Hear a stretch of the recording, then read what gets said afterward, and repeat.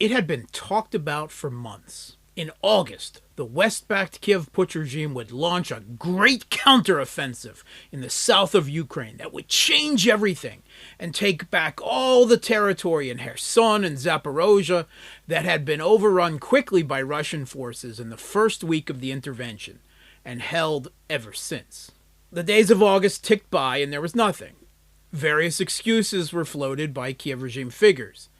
That talk of it was just a deceptive psyop, that it couldn't be done because Russia was preparing to launch their own offensive, that the offensive would be elsewhere. Finally, on August 29th, Kiev announced and launched their much ballyhooed counteroffensive, reportedly ordered by Zelensky, over the heads of General Valery Zaluzhny, the Kiev regime's own commander-in-chief of the armed forces, and his top generals. It came just on the heels of another trip by Boris Johnson to Kiev, apparently delivering the West's latest marching orders to their new client regime.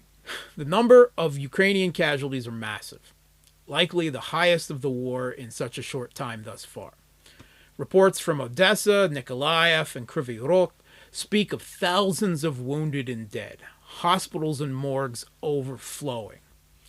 Hundreds of regime tanks and infantry fighting vehicles that they could not afford to lose have been destroyed or captured. Russian forces are already moving forward with their own counteroffensive in multiple directions, now emptied of their previous defenders. Kiev regime officials have been trying to deflect in multiple different directions, some claiming that it was just the start of a slow, grinding campaign, while others claiming that this was just a feint, that the true counteroffensive is to come elsewhere.